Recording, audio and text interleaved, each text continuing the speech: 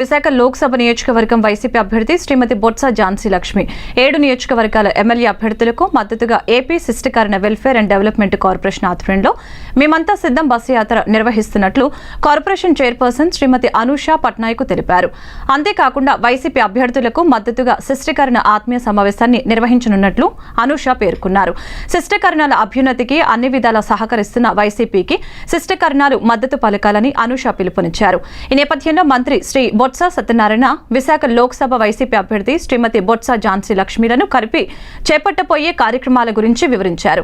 ఈ కార్యక్రమంలో కార్పొరేషన్ డైరెక్టర్లు కె చంద్రమౌళి, ఊటపల్లి రాధ, పోతు మహంతి, నాగమణి, అఖిల భారత శిష్టకరణ సంఘం అధ్యక్షులు కె వెంకటేశ్వర బెనర్జీ, ఏపీ శిష్టకరణ సంఘం అధ్యక్షులు ఎస్ఎన్కే మహంతి, మహిళా అధ్యక్షురాలు డబ్బేరు ప్రశాంతి పట్నాయక్, వైసీపీ నాయకులు Shekhara, Mantri Srinivasarao, Kallepalli Shankarrao, Manapuram Srinivasa Patnaik, Nagumantri Narasingarao, Utapalli Govindu, S Varalakshmi, B Appala Narasayya, K Ramakrishna తదితరులు పాల్గొన్నారు.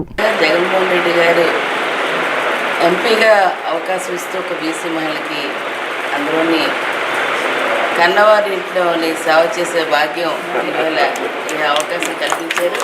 మరి అటువంటి ఈ దగ్గర ఎంపీగా పోటీ చేయడానికి వైఎస్ఆర్సీపీ పార్టీ నుంచి ఇక్కడ విశాఖపట్నం రావటం, విశాఖపట్నంలోని ఈరోజు మరి వీరంతా కలిసి అనుష ఆధ్వర్యంలోని మరి పెద్దలందరి ఆధ్వర్యంలోని డైరెక్టర్లందరి ఆధ్వర్యంలోని ఈరోజు అందరూ కలిసి అన్ని నియోజకవర్గాల నుంచి 7 నియోజకవర్గాల నుంచి ఈరోజు తూర్పు, పడమర, ఉత్తర, దక్షిణ, అట్లా గాజువాక, భీమిలి, ఎస్కోట ఇవన్నీ పార్లమెంటు పరిధిలో ఉన్న 7 నియోజకవర్గాల పరిధిలో కూడా విస్తృతంగా పర్యటన చేసి మరి వారంతా తప్పనిసరిగా ఇవాళ జగన్మోహన్ రెడ్డి గారికి మద్దతు ఇస్తూ మరి జగన్మోహన్ రెడ్డి గారు నిలబెట్టిన శాసనసభ్యుల్ని, ఎంపీని గెలిపించుకుంటామని చెప్పని ప్రతి ప్రాంతంలో కూడా వెళ్ళి తనదైన శైలిలో వారందరినీ కలుపుకుంటూ ఈవేళ ప్రత్యేకంగా ఒక గుర్తింపు అన్నీ ఈవేళ బీసీలు అంటే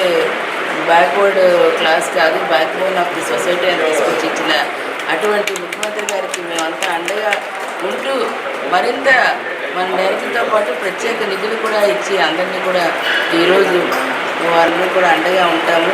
మమ్మల్ని గెలిపించి జగన్మోహన్ రెడ్డి గారిని ముఖ్యమంత్రిగా విశాఖపట్నంలోనే ప్రమాణ స్వీకారం చేయించడానికి మేమంతా సిద్ధమని చెప్పి ఈరోజు వారు చేపట్టిన బస్సు యాత్రలో భాగంగా వారందరూ కలిసి వారి తాలూకా సంఘీభావం తెలిపి మరి అన్ని ప్రాంతాలకి వెళ్తున్న వారికి మనస్ఫూర్తిగా ధన్యవాదాలు తెలియజేస్తాను. తప్పకుండా రానున్న రోజుల్లో మరి మీరు ఇచ్చిన అవకాశం ఎంపీగా మళ్ళీ మనం ఇక్కడికి రావడం ఖాయం, అందరూ కలిసికట్టుగా మరి అభివృద్ధికి అందరూ కలిసికట్టుగా పనిచేయడం ఖాయం. చూస్తున్న పరిస్థితులు గమనిస్తూ ఉంటే నిన్న గౌరవ ముఖ్యమంత్రి వర్యులు శ్రీ వైఎస్ జగన్మోహన్ రెడ్డి అన్నగారి పైన జరిగిన దాడి చాలా చాలా చాలా బాధాకరం. ఒక రాష్ట్ర ముఖ్యమంత్రి హోదాలో రేపు రాబోయే ఎలక్షన్స్ కోసం ప్రజలకు ఇంకా ఏం మంచి చేయగలను, ఇప్పటివరకు నేను చేసిన మంచి అందరికీ అందింది, చాలా సంతోషంగా ఉన్నారు, ఇంకా రాష్ట్రాన్ని ఒక అభివృద్ధి పదంలో నడిపించడానికి లేదు అని అంటే ఒక సంక్షేమ పదంలో ఇంకా అద్భుతంగా నడిపించడానికి ఇంకా నా ప్రజలకి నేను ఇంకా ఏమేమి చేయగలను అని ఒక మంచి ఆలోచనతో ఈరోజు ఏదైతే ఒక బస్సు యాత్ర అని చెప్పి ఒక ఎన్నికలకు సమరం పూరించే విధంగా మేమంతా సిద్ధమని ఒక బస్సు యాత్ర ఏదైతే గౌరవ ముఖ్యమంత్రి వర్యులు వైఎస్ జగన్మోహన్ రెడ్డి అన్నగారు మొదలు పెట్టారో అది కొనసాగుతూ ఉందో దీనికి వచ్చే విశేష స్పందన తట్టుకోలేక అవనివ్వండి. ఒక జన సముద్రం ఎటువైపు వెళ్ళినా రాష్ట్రం అంతటా ఎటువైపు వెళ్ళినా ఒక జన సముద్రం వస్తూ ఉంది. ఏంటిది అని చెప్పి ఆశ్చర్యపోయి, అంటే రాజకీయాలకి ఎత్తులు పై ఎత్తులు ఏదైనా ఉండొచ్చు, కానీ ఇట్లాంటి ఒక అటాక్ అనేది చాలా అమానుషం. దీనికి ఒక వైసీపీ మహిళా నాయకురాలుగా మేము చాలా బాధపడుతూ ఉన్నాం. రాష్ట్రం అంతా కూడా దీన్ని గమనిస్తూ ఉంది. టీడీపీ వాళ్ళు లేదు అని అంటే జనసేన వాళ్ళు కూడా కొంచెం అంటే ఇలాంటి బిహేవియర్ అనేది కరెక్ట్ కాదు, దీన్ని ప్రజలంతా కూడా గమనిస్తూ ఉన్నారు. చేయండి, మీరు రాజకీయంలో ఎత్తులు పై ఎత్తులు ఎట్లన్నా అలవాటు మీకు చేయండి, తప్పలేదు. కానీ ప్రజలు సంక్షేమం కోరుకునే ఒక నాయకుడికి ఏమన్నా ఇలాంటివి జరిగితే ప్రజలు కూడా క్షమించే పరిస్థితి లేదు. దయచేసి దీన్ని దృష్టిలో పెట్టుకొని ఎలక్షన్కి మీరంతా కూడా సిద్ధం కండి, మేమంతా కూడా సిద్ధంగా ఉన్నాం.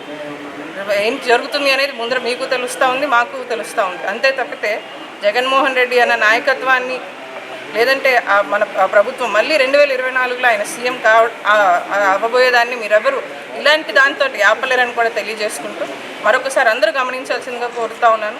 ఎట్టి పరిస్థితుల్లోని ఎక్కడ ఎవరు ఇలాంటి అటాక్స్కి పాల్పడద్దని. ఎందుకంటే ఇది ప్రజాస్వామ్యం, ప్రతి ఒక్క నాయకులకి వాళ్ళ యొక్క వ్యూస్ చెప్పుకునే అవకాశం ఉంది. అందులో ఒక ప్రజానాయకుడని పేరు పొందిన జగన్మోహన్ రెడ్డి అన్నగారు లాంటి వ్యక్తికి ఇంకా ప్రజలు విశేష స్పందన తెలపడం అనేది చాలా సర్వసహజం. అంతే తప్పితే దానికి మీరు ఇలా అటాక్ చేసి ఇలాంటి ద్రోవలో వెళ్ళొద్దని చెప్పి కూడా అందరినీ మరొకసారి ముఖ్యంగా టీడీపీ జనసేన నాయకులను కూడా నేను కోరుతా ఉన్నాను. దీన్ని దృష్టిలో పెట్టుకొని ప్రతి ఒక్కరు రాష్ట్ర ప్రజలంతా దీన్ని గమనిస్తూ ఉన్నారు. దయచేసి ఒక పీస్ఫుల్ మోడ్లో అంత ముందుకెళ్ళాలని చెప్పి కూడా తెలియజేసుకుంటూ సెలవు తీసుకుంటున్నాను. నిన్న గౌరవ ముఖ్యమంత్రి వర్యులు జగన్మోహన్ రెడ్డి గారి మధ్య జరిగినటువంటి దాడి ఏదైతే ఉందో దాన్ని శిష్టకరణ కార్పొరేషన్ నుంచి, శిష్టకరణ సంఘాల నుంచి మేమంతా కూడా ఖండిస్తూ ఉన్నాం. అలాగే ఇటువంటి కార్యక్రమాలు ఎప్పుడూ ఎక్కడా జరగకూడదనే మేము భావిస్తూ ఉన్నాం. ఎందుకంటే ప్రజాస్వామ్యంలో స్వాతంత్ర్యంగా ఎవరి మట్టుకు వారు స్వేచ్ఛగా ఏ కార్యక్రమంలో చేసుకోవాలనుకుంటే దాడుల వల్ల ఏది ఆగదు.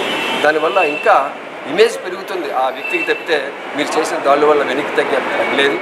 అది సింహం, జగన్మోహన్ రెడ్డి గారు ఒక సింహం. ఆ వెనకాతలు మేమందరూ కూడా సింహ పిల్లలని పరిగెడతాం.